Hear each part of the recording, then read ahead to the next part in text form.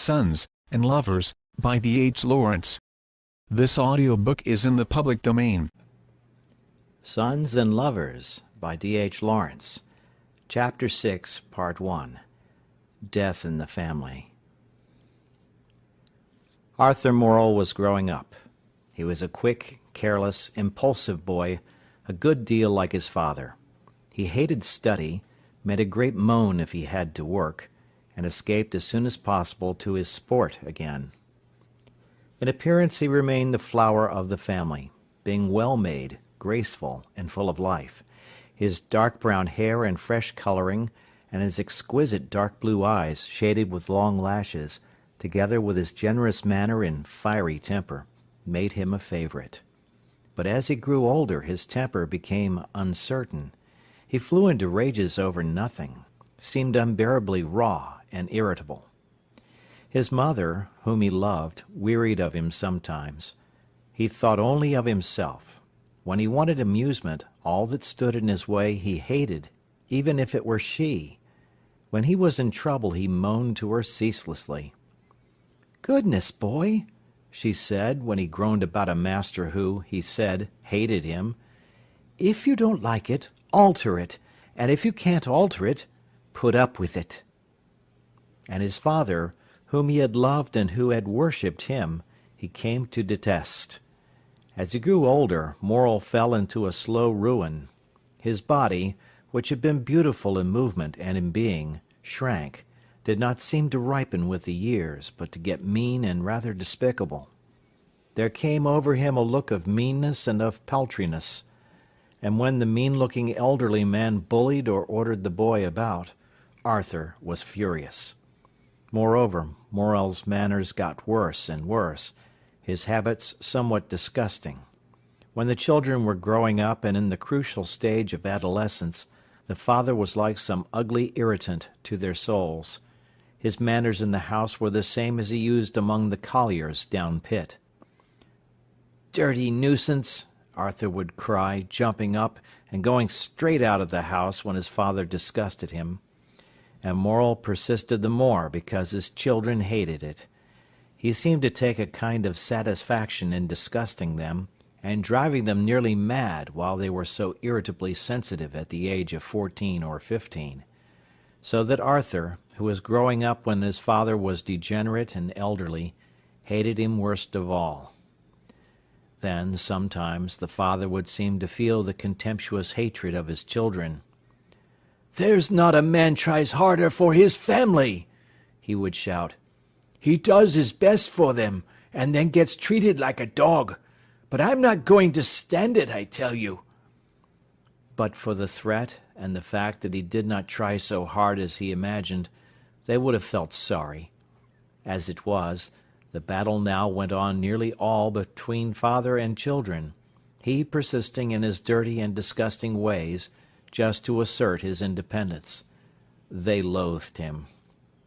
Arthur was so inflamed and irritable at last, that when he won a scholarship for the grammar school in Nottingham, his mother decided to let him live in town with one of her sisters, and only come home at week-ends. Annie was still a junior teacher in the board school, earning about 4 shillings a week. But soon she would have 15 shillings, since she had passed her examination, and there would be financial peace in the house. Mrs. Morel clung now to Paul. He was quiet and not brilliant, but still he stuck to his painting, and still he stuck to his mother. Everything he did was for her. She waited for his coming home in the evening, and then she unburdened herself of all she had pondered, or of all that had occurred to her during the day. He sat and listened with his earnestness. The two shared lives. William was engaged now to his brunette, and had bought her an engagement ring that cost 8 guineas. The children gasped at such a fabulous price. "8 guineas," said Morel. "More fool him. If he'd gen me some on it, it'd look better on him." "Given you some of it!" cried Mrs. Morel. "Why give you some of it?" She remembered he had bought no engagement ring at all, and she preferred William, who was not mean, if he were foolish. But now the young man talked only of the dances to which he went with his betrothed, and the different resplendent clothes she wore. Or he told his mother with glee how they went to the theatre like great swells. He wanted to bring the girl home. Mrs. Morel said she should come at the Christmas. This time William arrived with a lady, but with no presents. Mrs. Morel had prepared supper. Hearing footsteps, she rose and went to the door. William entered. "Hello, mother!" He kissed her hastily, then stood aside to present a tall, handsome girl, who was wearing a costume of fine black and white check and furs. "Here's Jip!" Miss Western held out her hand and showed her teeth in a small smile. "Oh, how do you do, Mrs. Morel?" she exclaimed. "I'm afraid you will be hungry," said Mrs. Morel. "Oh, no, we had dinner in the train. Have you got my gloves, Chubby?" William Morel, big and raw-boned, looked at her quickly. "How should I?" he said. "Then I've lost them. Don't be cross with me." A frown went over his face, but he said nothing. She glanced round the kitchen. It was small and curious to her, with its glittering kissing bunch, its evergreens behind the pictures, its wooden chairs and little deal table. At that moment, Morel came in. "Hello, Dad." "Hello, my son. That's let on me." The two shook hands, and William presented the lady. She gave the same smile that showed her teeth. "How do you do, Mr. Morel?" Morel bowed obsequiously. "I'm very well, and I hope so are you. You must make yourself very welcome." "Oh, thank you," she replied, rather amused. "You will like to go upstairs," said Mrs. Morel. "If you don't mind, but not if it is any trouble to you." "It is no trouble. Annie will take you. Walter, carry up this box." "And don't be an hour dressing yourself up," said William to his betrothed. Annie took a brass candlestick, and, too shy almost to speak, preceded the young lady to the front bedroom, which Mr. and Mrs. Morel had vacated for her. It, too, was small and cold by candlelight. The colliers' wives only lit fires in bedrooms in case of extreme illness. "Shall I unstrap the box?" asked Annie. "Oh, thank you very much." Annie played the part of maid, then went downstairs for hot water. "I think she's rather tired, mother," said William. "It's a beastly journey, and we had such a rush." "Is there anything I can give her?" asked Mrs. Morel. "Oh, no, she'll be all right." But there was a chill in the atmosphere. After half an hour Miss Western came down, having put on a purplish-coloured dress, very fine for the collier's kitchen. "I told you you'd no need to change," said William to her. "Oh, Chubby!" Then she turned with that sweetish smile to Mrs. Morel. "Don't you think he's always grumbling, Mrs. Morel?" "Is he?" said Mrs. Morel. "That's not very nice of him." "It isn't, really." "You are cold," said the mother. "Won't you come near the fire?" Morel jumped out of his armchair. "Come and sit you here," he cried. "Come and sit you here." "No, Dad, keep your own chair. Sit on the sofa, Jip," said William. "No, no," cried Morel. "This cheer's warmest. Come and sit here, Miss Wesson." "Thank you so much," said the girl, seating herself in the collier's armchair, the place of honour. She shivered, feeling the warmth of the kitchen penetrate her. "Fetch me a hanky, Chubby dear," she said, putting up her mouth to him, and using the same intimate tone as if they were alone, which made the rest of the family feel as if they ought not to be present. The young lady evidently did not realize them as people. They were creatures to her for the present. William winced. In such a household, in Streatham, Miss Western would have been a lady condescending to her inferiors. these people were to her certainly clownish. In short, the working classes. How was she to adjust herself? "I'll go," said Annie. Miss Western took no notice, as if a servant had spoken, but when the girl came downstairs again with the handkerchief, she said, "Oh, thank you," in a gracious way. She sat and talked about the dinner on the train, which had been so poor, about London, about dances. She was really very nervous, and chattered from fear. Morel sat all the time, smoking his thick twist tobacco, watching her, and listening to her glib London speech as he puffed. Mrs. Morel, dressed up in her best black silk blouse, answered quietly and rather briefly. The three children sat round in silence and admiration. Miss Western was the princess. Everything of the best was got out for her, the best cups, the best spoons, the best tablecloth, the best coffee-jug. The children thought she must find it quite grand. She felt strange, not able to realize the people, not knowing how to treat them. William joked, and was slightly uncomfortable. At about 10 o'clock he said to her, "Aren't you tired, Jip?" "Rather, Chubby," she answered, at once in the intimate tones, and putting her head slightly on one side. "I'll light her the candle, mother," he said. "Very well," replied the mother. Miss Western stood up, held out her hand to Mrs. Morel. "Good night, Mrs. Morel," she said. Paul sat at the boiler, letting the water run from the tap into a stone beer bottle. Annie swathed the bottle in an old flannel pit singlet, and kissed her mother good night. She was to share the room with the lady, because the house was full. "You wait a minute," said Mrs. Morel to Annie, and Annie sat nursing the hot water bottle. Miss Western shook hands all round, to everybody's discomfort, and took her departure, preceded by William. In 5 minutes he was downstairs again. His heart was rather sore, he did not know why. He talked very little till everybody had gone to bed but himself and his mother. Then he stood with his legs apart, in his old attitude on the hearthrug, and said hesitatingly, "Well, mother?" "Well, my son?" She sat in the rocking-chair, feeling somehow hurt and humiliated for his sake. "Do you like her?" "Yes," came the slow answer. "She's shy yet, mother. She's not used to it.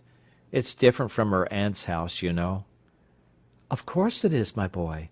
And she must find it difficult." "She does." Then he frowned swiftly. "If only she wouldn't put on her blessed airs." "It's only her first awkwardness, my boy. She'll be all right." "That's it, mother," he replied gratefully, but his brow was gloomy. "You know, she's not like you, mother. She's not serious, and she can't think." "She's young, my boy." "Yes, and she's had no sort of show. Her mother died when she was a child. Since then she's lived with her aunt, whom she can't bear. And her father was a rake.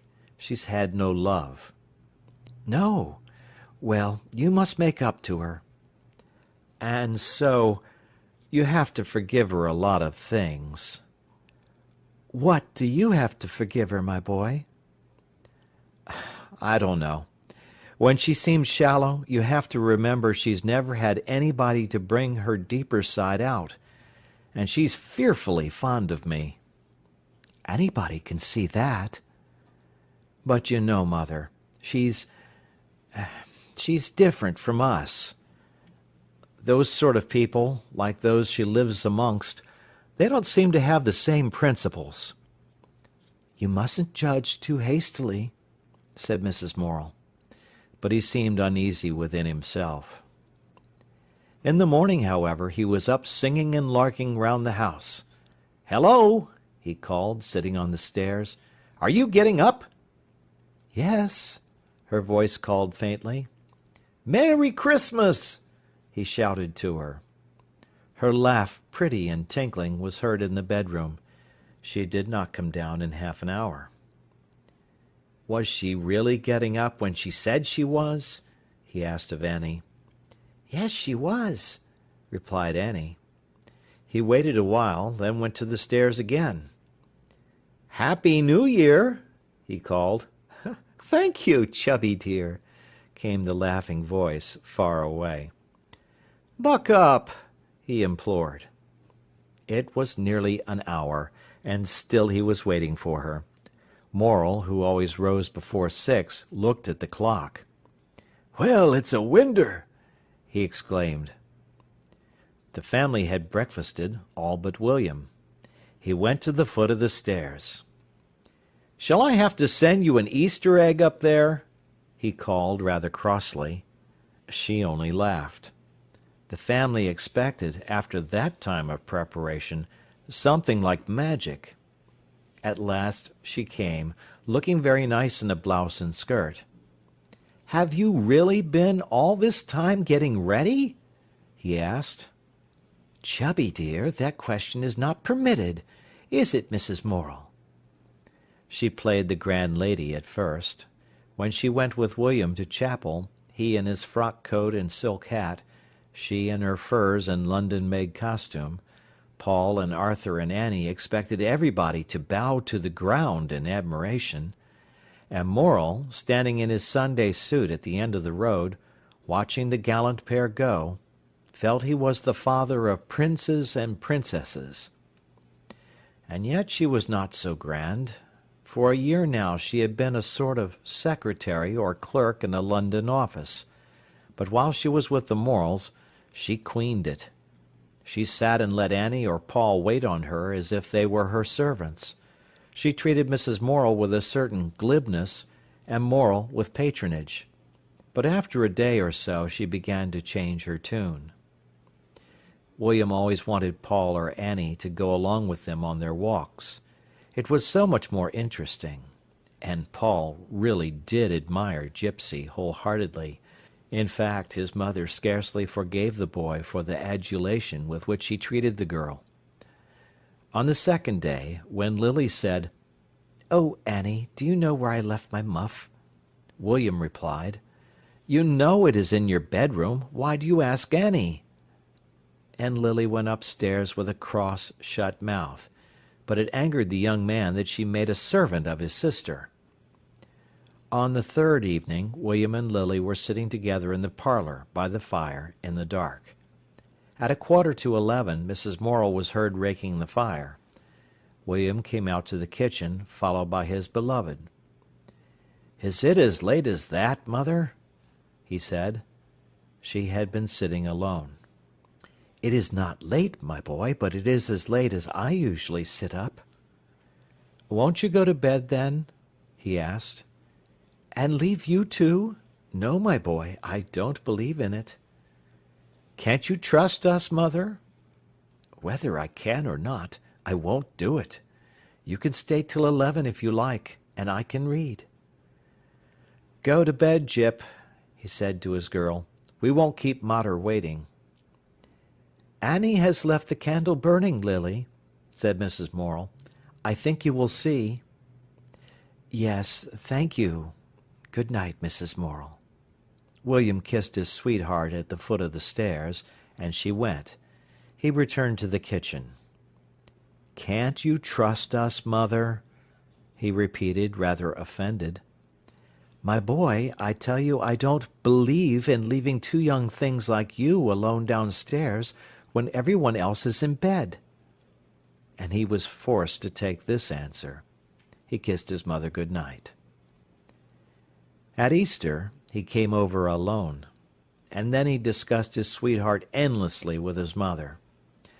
"You know, mother, when I'm away from her, I don't care for her a bit. I shouldn't care if I never saw her again. But then, when I'm with her in the evenings, I'm awfully fond of her." "It's a queer sort of love to marry on," said Mrs. Morel, "if she holds you no more than that." "It is funny," he exclaimed. It worried and perplexed him. But yet, There's so much between us now, I couldn't give her up." "You know best," said Mrs. Morel. "But if it is as you say, I wouldn't call it love. At any rate, it doesn't look much like it." "Oh, I don't know, Mother. She's an orphan, and—" They never came to any sort of conclusion. He seemed puzzled and rather fretted. She was rather reserved. All his strength and money went in keeping this girl. He could scarcely afford to take his mother to Nottingham when he came over. Paul's wages had been raised at Christmas to 10 shillings, to his great joy. He was quite happy at Jordan's, but his health suffered from the long hours and the confinement. His mother, to whom he became more and more significant, thought how to help. His half-day holiday was on Monday afternoon. On a Monday morning in May, as the two sat alone at breakfast, she said, "I think it will be a fine day." He looked up in surprise. This meant something. "You know Mr. Livers has gone to live on a new farm. Well, he asked me last week if I wouldn't go and see Mrs. Livers, and I promised to bring you on Monday if it's fine. Shall we go?" "I say, little woman, how lovely!" he cried. "And we'll go this afternoon?" Paul hurried off to the station, jubilant. Down Derby Road was a cherry tree that glistened. The old brick wall by the statues ground burned scarlet. Spring was a very flame of green. And the steep swoop of High Road lay, in its cool morning dust, splendid with patterns of sunshine and shadow, perfectly still. The trees sloped their great green shoulders proudly, and inside the warehouse all the morning the boy had a vision of spring outside. When he came home at dinner-time his mother was rather excited. "Are we going?" he asked. "When I'm ready," she replied. Presently he got up. "Go and get dressed while I wash up," he said. She did so. He washed the pots, straightened, and then took her boots. They were quite clean. Mrs. Morel was one of those naturally exquisite people who can walk in mud without dirtying their shoes. But Paul had to clean them for her. They were kid boots at 8 shillings a pair. He, however, thought them the most dainty boots in the world, and he cleaned them with as much reverence as if they had been flowers. Suddenly she appeared in the inner doorway rather shyly. She had got a new cotton blouse on. Paul jumped up and went forward. "Oh, my stars!" he exclaimed. "What a bobby-dazzler!" She sniffed in a little haughty way, and put her head up. "It's not a bobby-dazzler at all," she replied. "It's very quiet." She walked forward whilst he hovered round her. "Well," she asked, quite shy, but pretending to be high and mighty, "do you like it?" "Awfully. You are a fine little woman to go jaunting out with." He went and surveyed her from the back. "Well," he said, "if I was walking down the street behind you, I should say, 'Doesn't that little person fancy herself?'" "Well, she doesn't," replied Mrs. Morel. "She's not sure it suits her." "Oh, no, she wants to be in dirty black, looking as if she was wrapped in burnt paper. It does suit you, and I say you look nice." She sniffed in her little way, pleased but pretending to know better. "Well," she said, "it's cost me just 3 shillings. You couldn't have got it ready-made for that price, could you?" "I should think you couldn't," he replied. "And, you know, it's good stuff." "Awfully pretty," he said. The blouse was white, with a little sprig of heliotrope in black. "Too young for me, though, I'm afraid," she said. "Too young for you!" he exclaimed in disgust. "Why don't you buy some false white hair and stick it on your head?" "I shall soon have no need," she replied. "I'm going white fast enough." "Well, you've no business to," he said. "What do I want with a white-haired mother?" "I'm afraid you'll have to put up with one, my lad," she said rather strangely. They set off in great style, she carrying the umbrella William had given her, because of the sun. Paul was considerably taller than she, though he was not big. He fancied himself. On the fallow land the young wheat shone silkily. Minton Pit waved its plumes of white steam, coughed and rattled hoarsely. "Now look at that," said Mrs. Morel. Mother and son stood on the road to watch. Along the ridge of the great pit hill crawled a little group in silhouette against the sky, a horse, a small truck, and a man. They climbed the incline against the heavens. At the end the man tipped the wagon. There was an undue rattle as the waste fell down the sheer slope of the enormous bank. "You sit a minute, Mother," he said, and she took a seat on a bank whilst he sketched rapidly. She was silent whilst he worked, looking round at the afternoon, the red cottages shining among their greenness. "The world is a wonderful place," she said, "and wonderfully beautiful." "And so's the pit," he said. "Look how it heaps together, like something alive almost, a big creature that you don't know." "Yes," she said, "perhaps." "And all the trucks standing waiting, like a string of beasts to be fed," he said. "And very thankful I am they are standing," she said, "for that means they'll turn middling time this week." "But I like the feel of men on things, while they're alive. There's a feel of men about trucks, because they've been handled with men's hands, all of 'em." "Yes," said Mrs. Morel. They went along under the trees of the high road. He was constantly informing her, but she was interested. They passed the end of Nethermere, that was tossing its sunshine like petals lightly in its lap. Then they turned on a private road, and in some trepidation approached a big farm. A dog barked furiously. A woman came out to see. "Is this the way to Willey Farm?" Mrs. Morel asked. Paul hung behind in terror of being sent back. But the woman was amiable and directed them. The mother and son went through the wheat and oats, over a little bridge into a wild meadow. Peewits, with their white breasts glistening, wheeled and screamed about them. The lake was still and blue. High overhead a heron floated. Opposite, the wood heaped on the hill, green and still. "It's a wild road, Mother," said Paul, "just like Canada." "Isn't it beautiful?" said Mrs. Morel, looking round. "See that heron?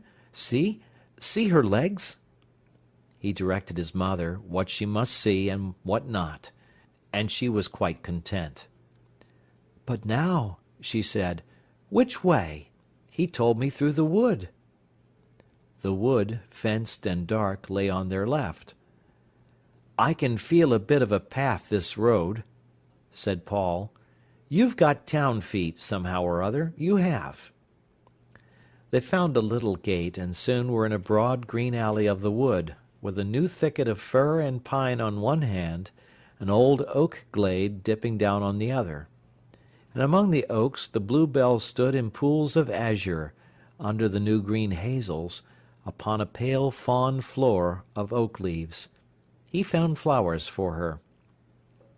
"Here's a bit of new-mown hay," he said. Then again he brought her forget-me-nots. And again, his heart hurt with love, seeing her hand, used with work, holding the little bunch of flowers he gave her. She was perfectly happy. But at the end of the riding was a fence to climb. Paul was over in a second. "Come," he said, "let me help you." "No, go away. I will do it in my own way." He stood below with his hands up, ready to help her. She climbed cautiously. "What a way to climb!" he exclaimed scornfully, when she was safely to earth again. "Hateful stiles!" she cried. "Duffer of a little woman!" he replied, "who can't get over 'em." In front, along the edge of the wood, was a cluster of low red farm buildings. The two hastened forward. Flush with the wood was the apple orchard, where blossom was falling on the grindstone. The pond was deep under a hedge and overhanging oak trees. Some cows stood in the shade. The farm and buildings, three sides of a quadrangle, embraced the sunshine towards the wood. It was very still. Mother and son went into the small railed garden, where there was a scent of red gillivers.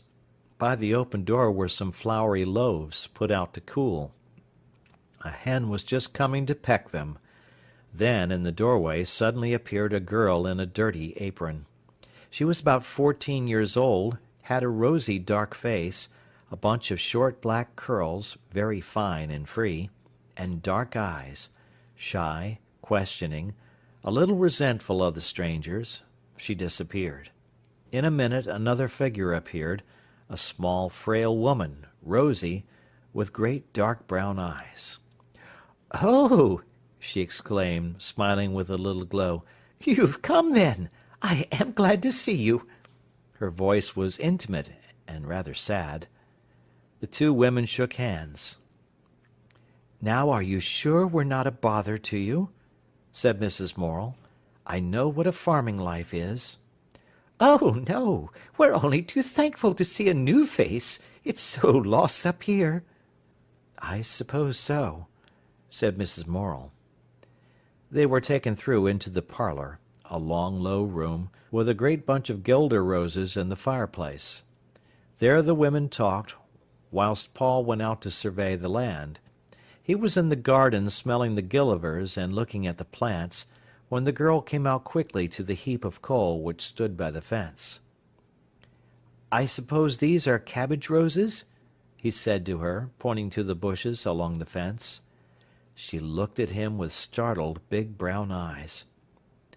"I suppose they are cabbage roses when they come out?" he said. "I don't know," she faltered. "They're white with pink middles." "Then they're maiden blush." Miriam flushed. She had a beautiful warm colouring. "I don't know," she said. "You don't have much in your garden," he said. "This is our first year here," she answered, in a distant, rather superior way, drawing back and going indoors. He did not notice, but went his round of exploration. Presently his mother came out, and they went through the buildings. Paul was hugely delighted. "And I suppose you have the fowls and calves and pigs to look after?" said Mrs. Morel to Mrs. Livers. "No," replied the little woman. "I can't find time to look after cattle, and I'm not used to it. It's as much as I can do to keep going in the house." "Well, I suppose it is," said Mrs. Morel. Presently the girl came out. "Tea is ready, mother," she said in a musical, quiet voice. "Oh, thank you, Miriam. Then we'll come," replied her mother, almost ingratiatingly. "Would you care to have tea now, Mrs. Morel?" "Of course," said Mrs. Morel. "Whenever is ready." Paul and his mother and Mrs. Livers had tea together. Then they went out into the wood that was flooded with bluebells, while fumy forget-me-nots were in the paths. The mother and son were in ecstasy together. When they got back to the house, Mr. Livers and Edgar, the eldest son, were in the kitchen. Edgar was about 18.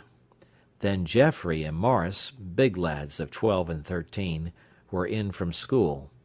Mr. Livers was a good-looking man in the prime of life, with a golden-brown moustache and blue eyes screwed up against the weather. The boys were condescending, but Paul scarcely observed it. They went round for eggs, scrambling into all sorts of places. As they were feeding the fowls, Miriam came out. The boys took no notice of her. One hen, with her yellow chickens, was in a coop. Maurice took his handful of corn and let the hen peck from it. "Durst you do it?" he asked of Paul. "Let's see," said Paul. He had a small hand, warm and rather capable looking. Miriam watched. He held the corn to the hen. The bird eyed it with her hard, bright eye, and suddenly made a peck into his hand. He started and laughed. Rap, rap, rap went the bird's beak in his palm. He laughed again, and the other boys joined. "She knocks you and nips you, but she never hurts," said Paul when the last corn had gone. "Now, Miriam," said Morris, "you come and have a go." "No," she cried, shrinking back. "Ha, baby, the Marty kid," said her brothers. "It doesn't hurt a bit," said Paul. "It only just nips rather nicely." "No," she still cried, shaking her black curls and shrinking. "She dursn't," said Geoffrey. "She never durst do anything except recite poetry." "Dursn't jump off a gate, dursn't tweedle, dursn't go on a slide, dursn't stop a girl hitting her. She can do nowt but go about thinking herself somebody. The Lady of the Lake. Yah!" cried Morris. Miriam was crimson with shame and misery. "I dare do more than you," she cried. "You're never anything but cowards and bullies." "Oh, cowards and bullies," they repeated mincingly, mocking her speech. "Not such a clown shall anger me, a boor is answered silently," he quoted against her, shouting with laughter. She went indoors. Paul went with the boys into the orchard, where they had rigged up a parallel bar.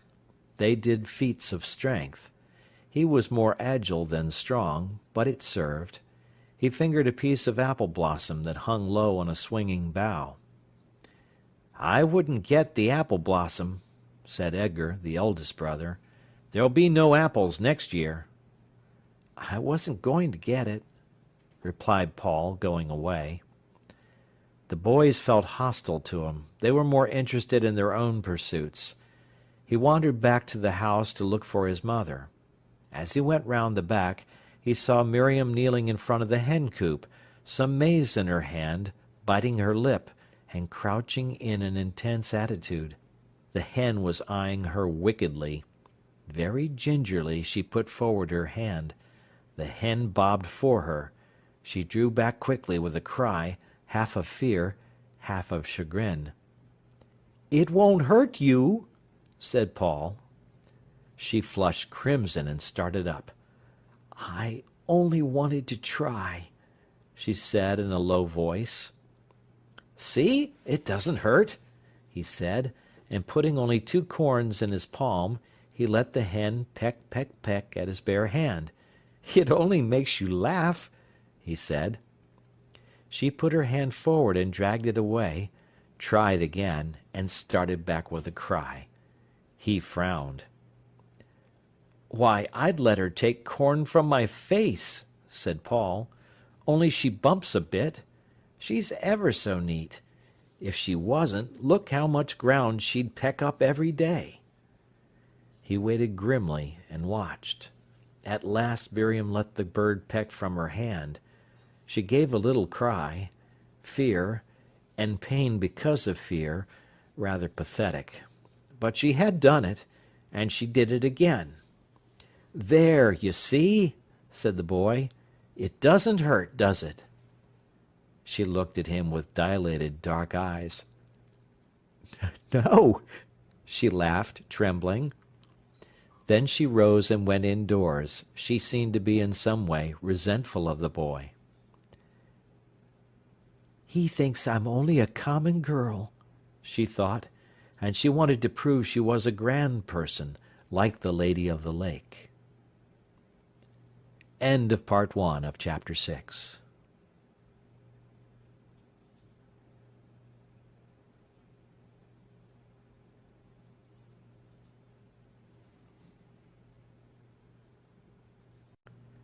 Sons and Lovers by D.H.Lawrence.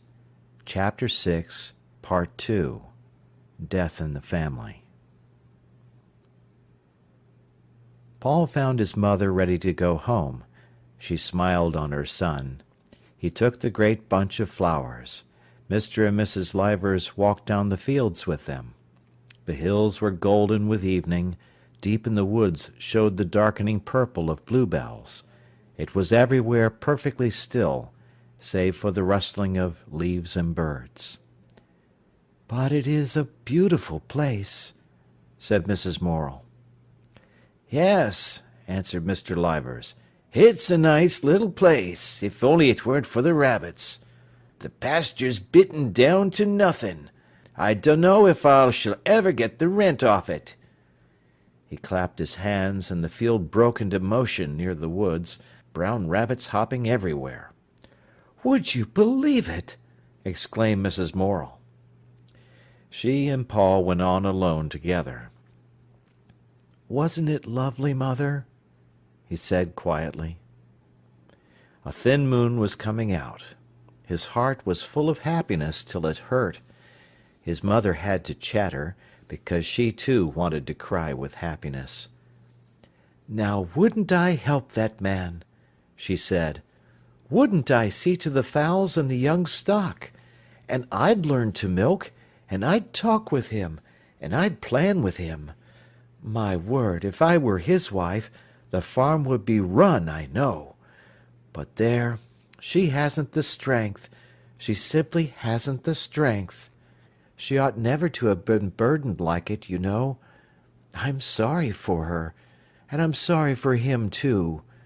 My word, if I'd had him, I shouldn't have thought him a bad husband. Not that she does either, and she's very lovable." William came home again with his sweetheart at the Whitsuntide. He had 1 week of his holidays then. It was beautiful weather. As a rule, William and Lily and Paul went out in the morning together for a walk. William did not talk to his beloved much, except to tell her things from his boyhood. Paul talked endlessly to both of them. They lay down, all three, in a meadow by Minton Church. On one side, by the Castle Farm, was a beautiful quivering screen of poplars. Hawthorn was dropping from the hedges. Penny daisies and ragged robin were in the field, like laughter. William, a big fellow of 23, thinner now and even a bit gaunt, lay back in the sunshine and dreamed, while she fingered with his hair.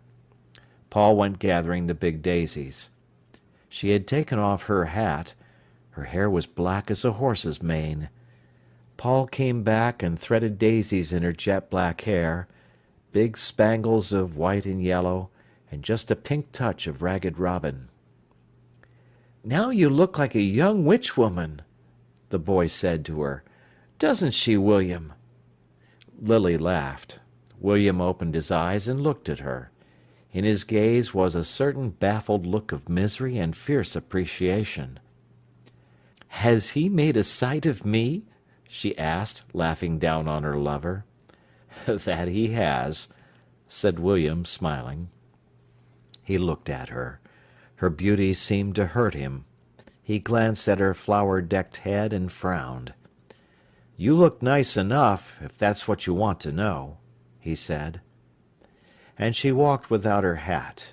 In a little while William recovered, and was rather tender to her. Coming to a bridge, he carved her initials and his in a heart. LLW-WM. She watched his strong, nervous hand, with its glistening hairs and freckles, as he carved, and she seemed fascinated by it. All the time there was a feeling of sadness and warmth, and a certain tenderness in the house, whilst William and Lily were at home. But often he got irritable. She had brought, for an 8 days' stay, 5 dresses and 6 blouses. "Oh, would you mind," she said to Annie, "washing me these 2 blouses and these things?" And Annie stood washing, while William and Lily went out the next morning. Mrs. Morel was furious, and sometimes the young man, catching a glimpse of his sweetheart's attitude towards his sister, hated her. On Sunday morning she looked very beautiful in a dress of foulard, silky and sweeping, and blue as a jaybird's feather, and in a large cream hat covered with many roses, mostly crimson. Nobody could admire her enough. But in the evening, when she was going out, she asked again, "Chubby, have you got my gloves?" "Which?" asked William. "My new black suede." "No." There was a hunt. She had lost them. "Look here, mother," said William. "That's the 4th pair she's lost since Christmas, at 5 shillings a pair." "You only gave me 2 of them," she remonstrated. And in the evening, after supper, he stood on the hearthrug whilst she sat on the sofa, and he seemed to hate her. In the afternoon he had left her whilst he went to see some old friend. She had sat looking at a book. After supper, William wanted to write a letter. "Here is your book, Lily," said Mrs. Morel. "Would you care to go on with it for a few minutes?" "No, thank you," said the girl. "I will sit still." "But it is so dull." William scribbled irritably at a great rate. As he sealed the envelope, he said, "Read a book! Why, she's never read a book in her life." "Oh, go along," said Mrs. Morel, cross with the exaggeration. "It's true, mother, she hasn't," he cried, jumping up and taking his old position on the hearthrug. "She's never read a book in her life." "Her's like me," chimed in Morel. "Her canna see what there is in the books, to sit boring your nose in 'em for, nor more can I." "But you shouldn't say these things," said Mrs. Morel to her son. "But it's true, mother, she can't read. What did you give her?" "Well, I gave her a little thing of Auntie Swan's. Nobody wants to read dry stuff on Sunday afternoon." "Well, I'll bet she didn't read 10 lines of it." "You are mistaken," said his mother. All the time Lily sat miserably on the sofa. He turned to her swiftly. "Did you read any?" he asked. "Yes, I did," she replied. "How much?" "I don't know how many pages." "Tell me one thing you read." She could not. She never got beyond the 2nd page. He read a great deal, and had a quick, active intelligence. She could understand nothing but love-making and chatter. He was accustomed to having all his thoughts sifted through his mother's mind, so when he wanted companionship, and was asked in reply to be the billing and twittering lover, he hated his betrothed. "You know, mother," he said, when he was alone with her at night, "she's no idea of money. She's so wessel-brained. She'll suddenly buy such rot as marron glacé, and then I have to buy her season ticket, and her extras, even her underclothing. And she wants to get married, and I think myself we might as well get married next year. But at this rate—" "A fine mess of a marriage it would be," replied his mother. "I should consider it again, my boy." "Oh, well, I've gone too far to break off now," he said, "and so I shall get married as soon as I can." "Very well, my boy. If you will, and there's no stopping you. But I tell you, I can't sleep when I think about it." "Oh, she'll be all right, mother. We shall manage." "And she lets you buy her underclothing?" asked the mother. "Well," he began apologetically, "she didn't ask me, but one morning, and it was cold, I found her on the station shivering, not able to keep still. So I asked her if she was well wrapped up. She said, 'I think so.' So I said, 'Have you got warm underthings on?' And she said, 'No, they were cotton.' I asked her why on earth she hadn't got something thicker on in weather like that, and she said because she had nothing. And there she is, a bronchial subject. I had to take her and get some warm things. Well, Mother, I shouldn't mind the money if we had any, and, you know, she ought to keep enough to pay for her season ticket. But no, she comes to me about that, and I have to find the money." "It's a poor lookout," said Mrs. Morel bitterly. He was pale, and his rugged face, that used to be so perfectly careless and laughing, was stamped with conflict and despair. "But I can't give her up now. It's gone too far," he said. "And besides, for some things I couldn't do without her." "My boy, remember you're taking your life in your hands," said Mrs. Morel. "Nothing is as bad as a marriage that's a hopeless failure. Mine was bad enough, God knows, and ought to teach you something, but it might have been worse by a long chalk." He leaned with his back against the side of the chimney-piece, his hands in his pockets. He was a big, raw-boned man, who looked as if he would go to the world's end if he wanted to, but she saw the despair on his face. "I couldn't give her up now," he said. "Well," she said, "remember there are worse things than breaking off an engagement." "I can't give her up now," he said. The clock ticked on. Mother and son remained in silence, a conflict between them, but he would say no more. At last she said, "Well, go to bed, my son. You'll feel better in the morning, and perhaps you'll know better." He kissed her and went. She raked the fire. Her heart was heavy now as it had never been. Before, with her husband, things had seemed to be breaking down in her, but they did not destroy her power to live. Now her soul felt lamed in itself. It was her hope that was struck.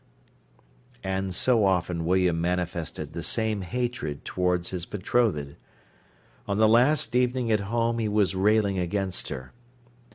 "Well," he said, "if you don't believe me what she's like, would you believe she has been confirmed 3 times?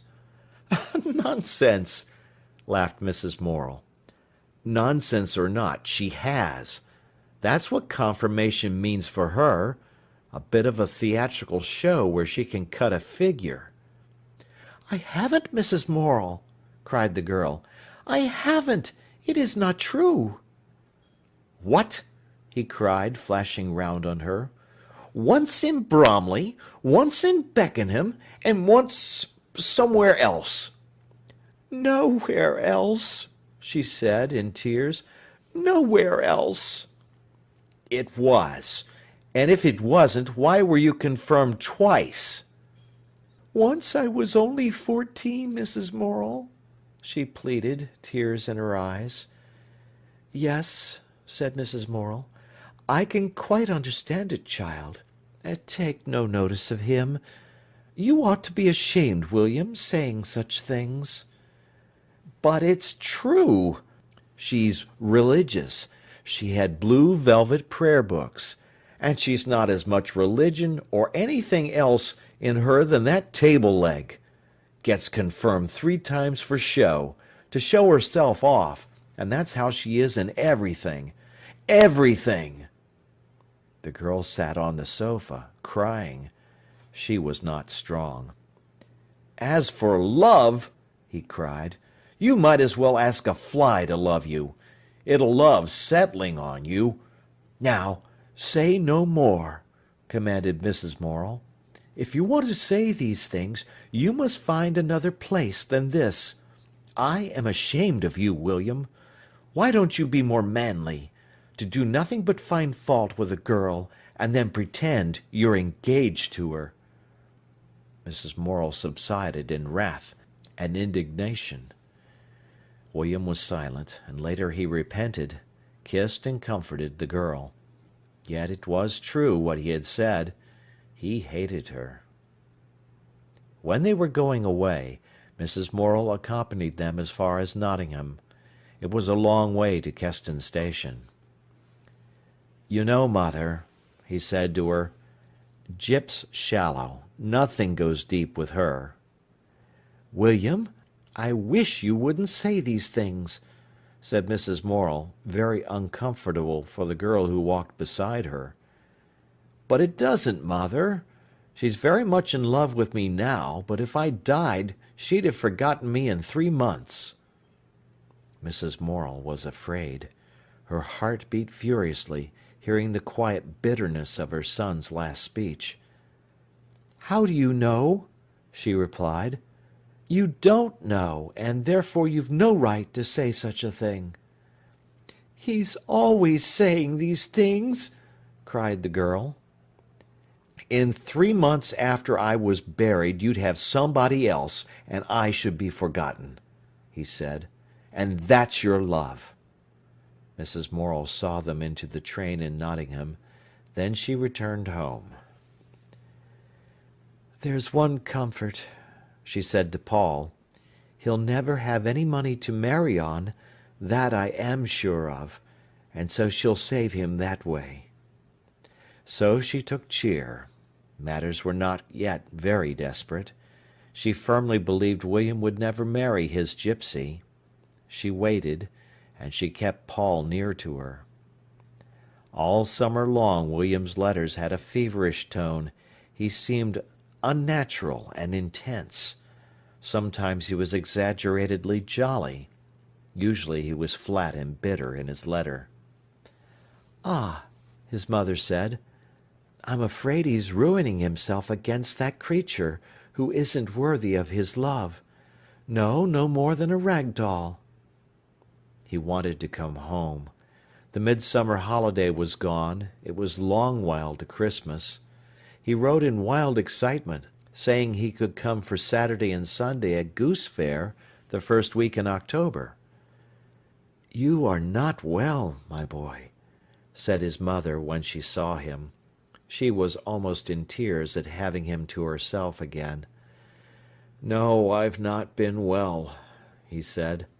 "I've seemed to have a dragging cold all the last month, but it's going, I think." It was sunny October weather.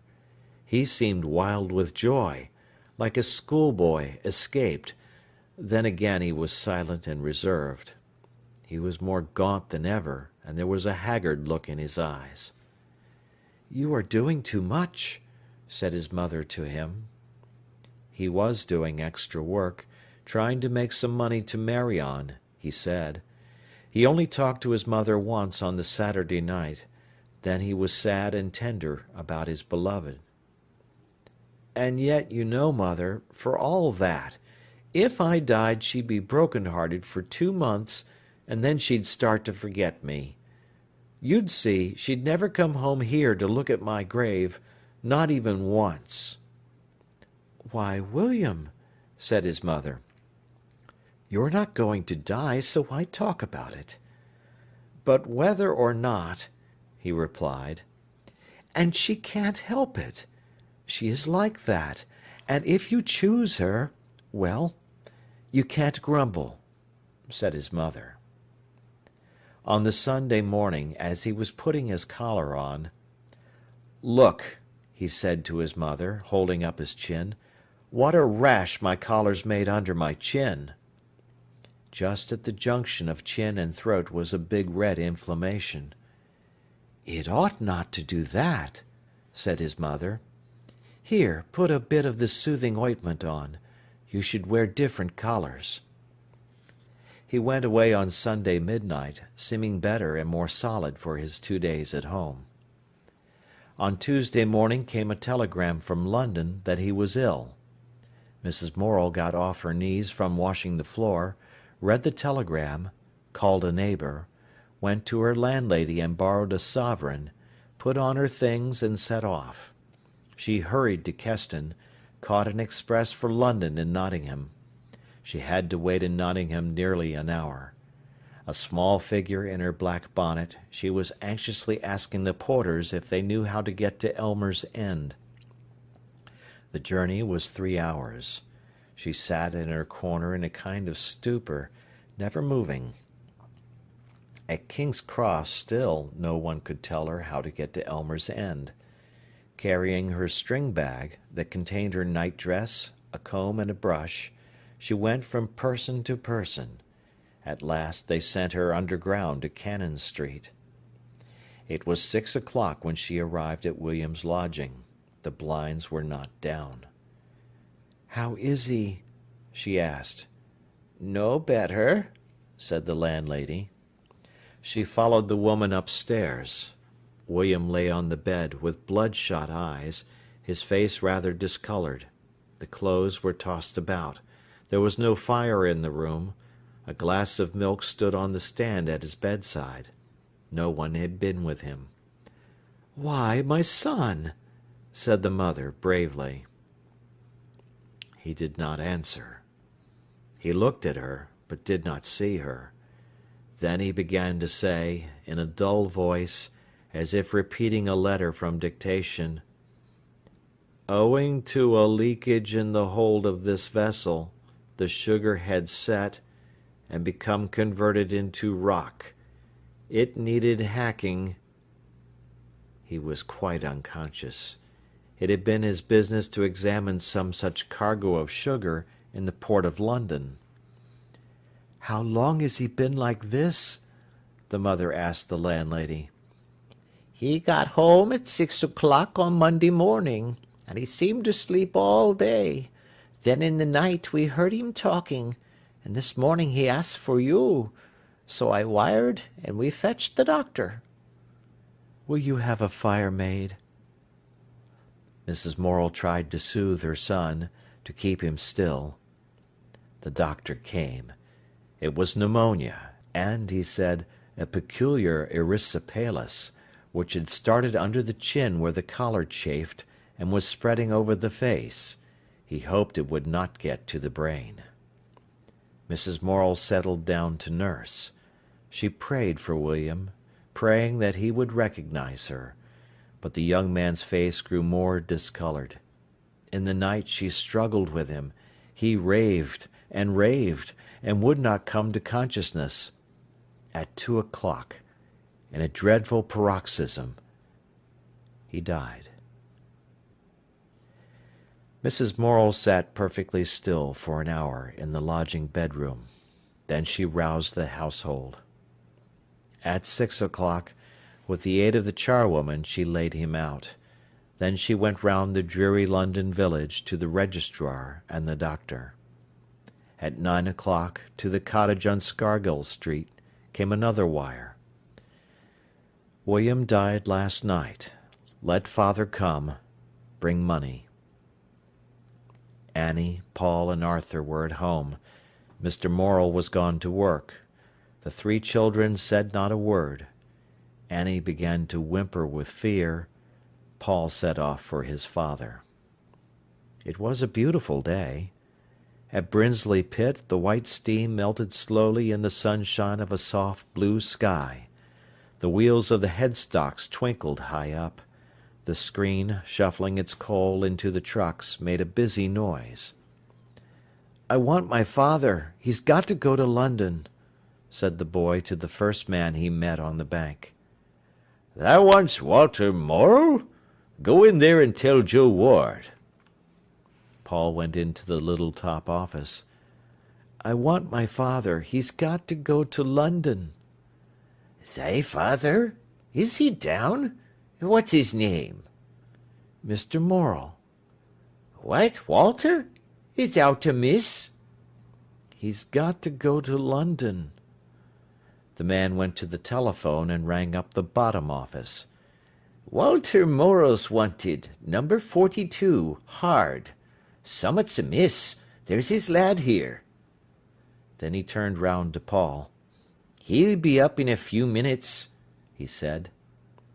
Paul wandered out to the pit top. He watched the chair come up, with its wagon of coal. The great iron cage sank back on its rest. A full carful was hauled off. An empty tram run on to the chair. A bell tingled somewhere. The chair heaved, then dropped like a stone. Paul did not realize William was dead. It was impossible, with such a bustle going on. The puller-off swung the small truck onto the turntable. Another man ran with it along the bank down the curving lines. "And William is dead, and my mother's in London, and what will she be doing?" the boy asked himself, as if it were a conundrum. He watched chair after chair come up, and still no father. At last, standing beside a wagon, a man's form. The chair sank on its rests. Morel stepped off. He was slightly lame from an accident. "Is it thee, Paul? Is he worse?" "You've got to go to London." The two walked off the pit bank, where men were watching curiously. As they came out and went along the railway, with the sunny autumn field on one side and a wall of trucks on the other, Morel said in a frightened voice, "He's never gone, child." "Yes." "When were it?" "Last night. We had a telegram from my mother." Morel walked on a few strides, then leaned up against a truck side, his hand over his eyes. He was not crying. Paul stood looking round, waiting. On the weighing machine a truck trundled slowly. Paul saw everything except his father leaning against the truck as if he were tired. Morel had only once before been to London. He set off, scared and piqued, to help his wife. That was on Tuesday. The children were left alone in the house. Paul went to work, Arthur went to school, and Annie had a friend to be with her. On Saturday night, as Paul was turning the corner, coming home from Keston, he saw his mother and father, who had come to Sethley Bridge Station. They were walking in silence in the dark, tired, straggling apart. The boy waited. "Mother," he said in the darkness. Mrs. Morel's small figure seemed not to observe. He spoke again. "Paul," she said, uninterestedly.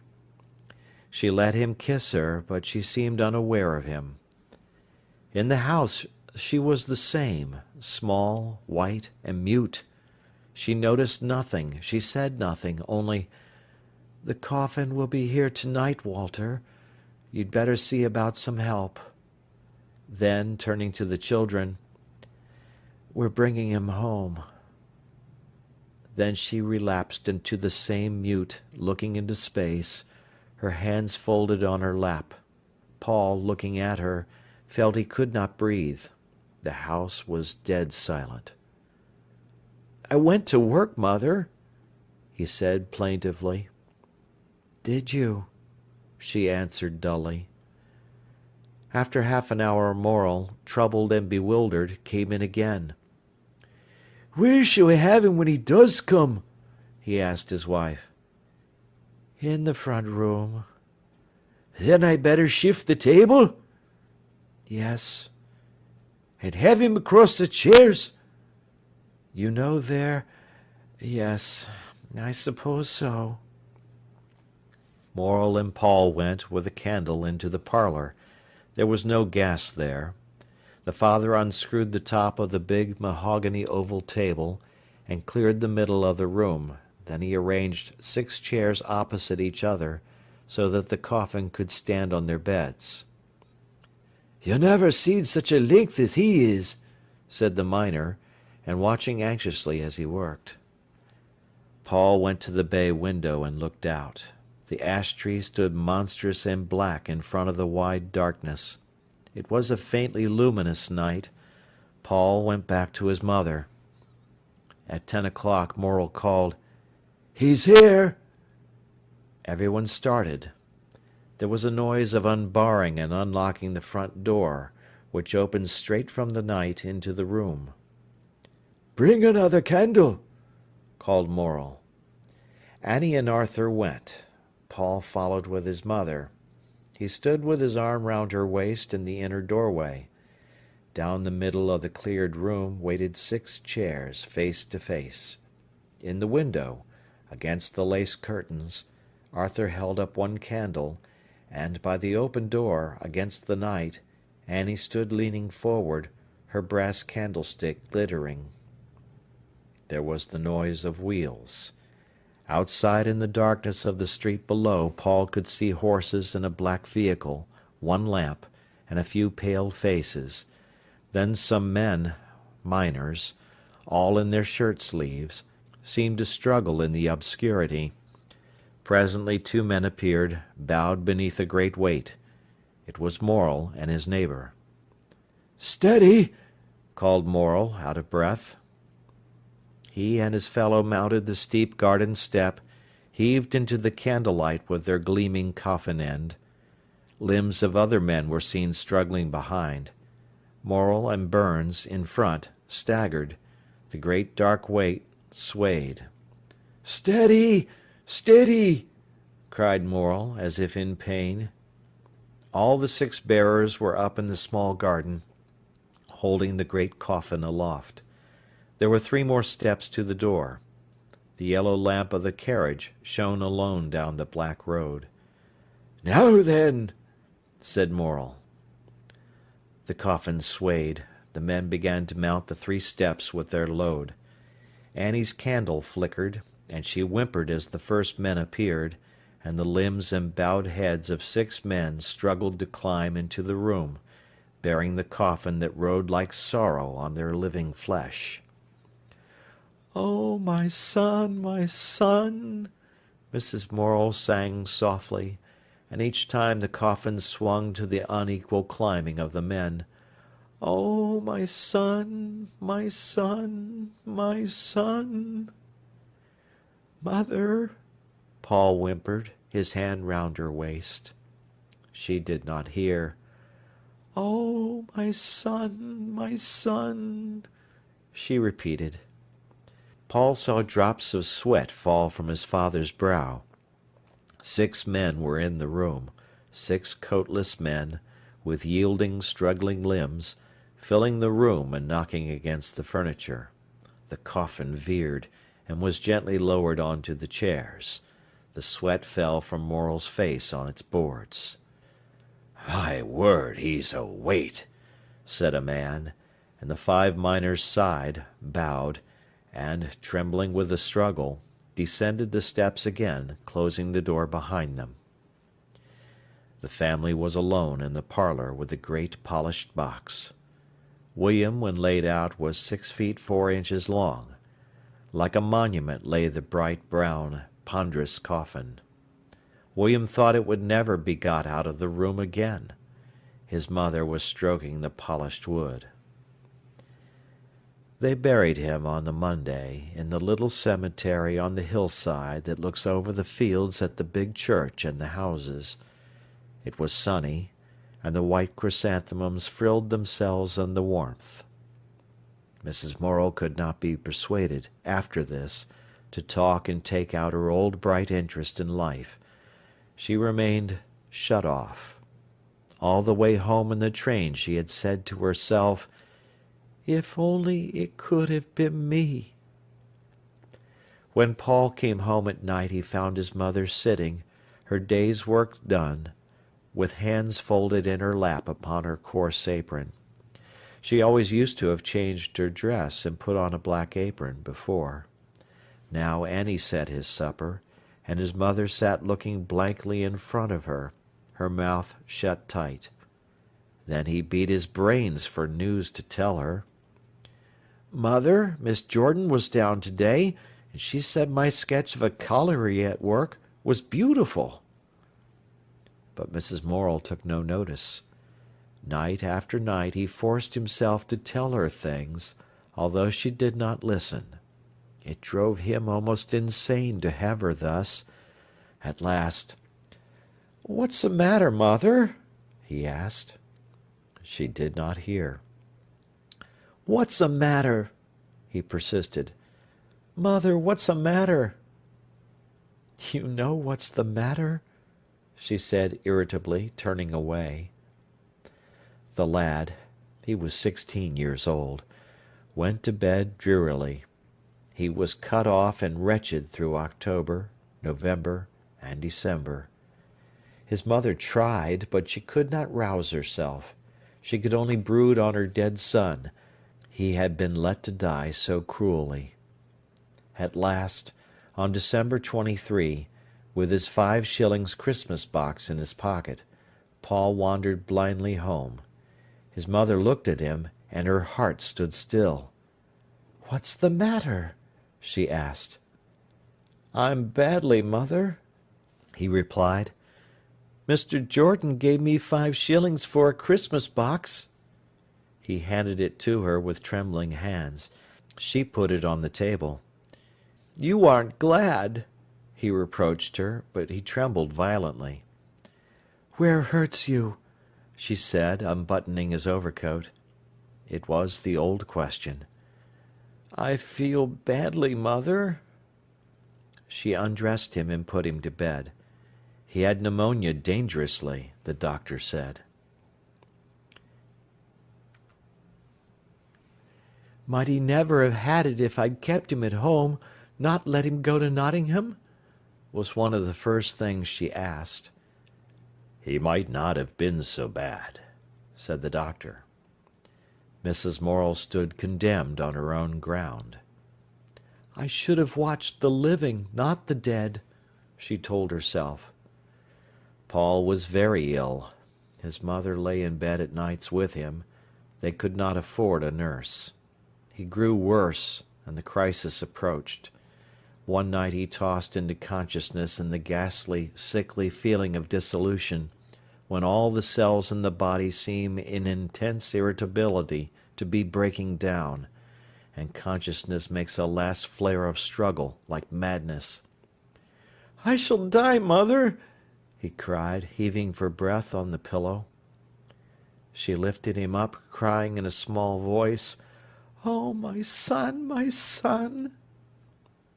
That brought him to. He realized her. His whole will rose up and arrested him. He put his head on her breast and took ease of her for love. "For some things," said his aunt, "it was a good thing Paul was ill that Christmas. I believe it saved his mother." Paul was in bed for 7 weeks. He got up white and fragile. His father had bought him a pot of scarlet and gold tulips. They used to flame in the window in the March sunshine, as he sat on the sofa chattering to his mother. The two knitted together in perfect intimacy. Mrs. Morel life now rooted itself in Paul. William had been a prophet. Mrs. Morel had a little present and a letter from Lily at Christmas. Mrs. Morel's sister had a letter at the New Year. "I was at a ball last night. Some delightful people were there, and I enjoyed myself thoroughly," said the letter. "I had every dance, did not sit out one." Mrs. Morel never heard any more of her. Morel and his wife were gentle with each other for some time after the death of their son. He would go into a kind of daze, staring wide-eyed and blank across the room. Then he got up suddenly and hurried out to the 3 Spots, returning in his normal state. But never in his life would he go for a walk up Shepstone, past the office where his son had worked, and he always avoided the cemetery. End of chapter.